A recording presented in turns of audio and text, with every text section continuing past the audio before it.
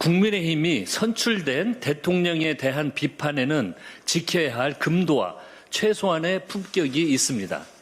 대통령께서는 지난 5일 법무부와 행안부 업무 보고 중 검사가 합수본에 참여할 수 있는지 법적 근거와 한계에 대해 물으셨습니다. 국민께 피해가 발생하지 않도록 후속 대책을 점검하는 과정이었습니다. 이 발언을 두고 국민의힘 장동혁 대표는 대통령의 정신세계가 궁금하다며 대통령으로 인정해야 하느냐는 말까지 서슴지 않았습니다. 제1야당 대표의 입에서 나온 말이라고는 도저히 믿기 어려운 수준입니다. 전후 맥락은 모두 잘라낸 명백한 왜곡이자 악의적인 정치 공세입니다. 국민의힘의 무책임한 선동은 민생 경제와 주식시장까지 겨냥하고 있습니다. 단일 종목 레버리지 상품의 부작용과 시장 변동성에 대한 지적은 얼마든지 필요합니다.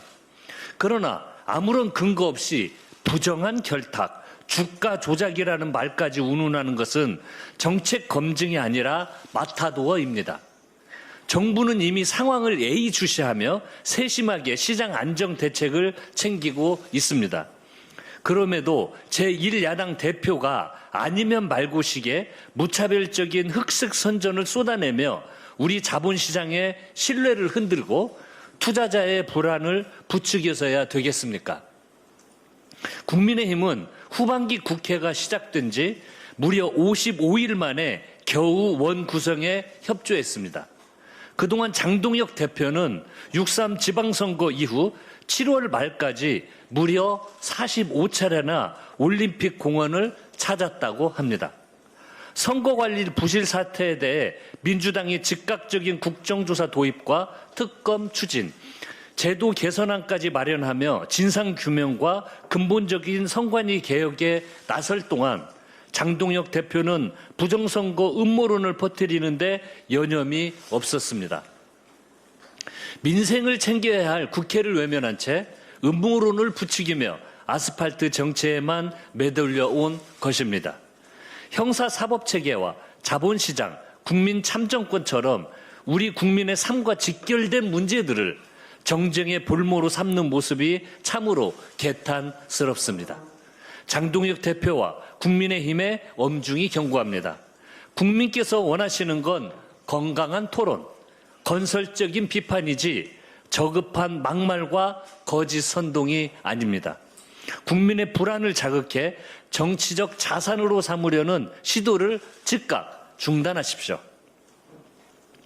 지난 3월 노태학 전 대법관 퇴임 이후 무려 5달 넘게 후임 공백이 지속되고 있습니다. 앞선 1월 후보 추천위원회가 노 전 대법관 후임 후보 4인을 대법원장께 추천했지만 조희대 대법원장이 합당한 이유 없이 제척권 행사를 차일피일 미루고 있기 때문입니다.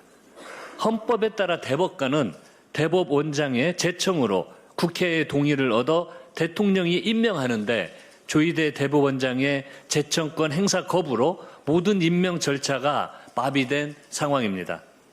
먼저 발생한 공석을 채우지 않은 채 오는 9월 퇴임 예정인 이훈구 대법관의 후임 인선 절차가 진행되는 기형적인 사태까지 벌어지고 있습니다.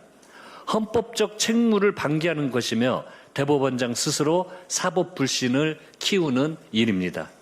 이제라도 조희대 대법원장은 노 전 대법관 후임을 제청하시기를 바랍니다. 아울러 대법원은 주요 내란 사건에 대한 심리를 신속하게 마무리해야 합니다.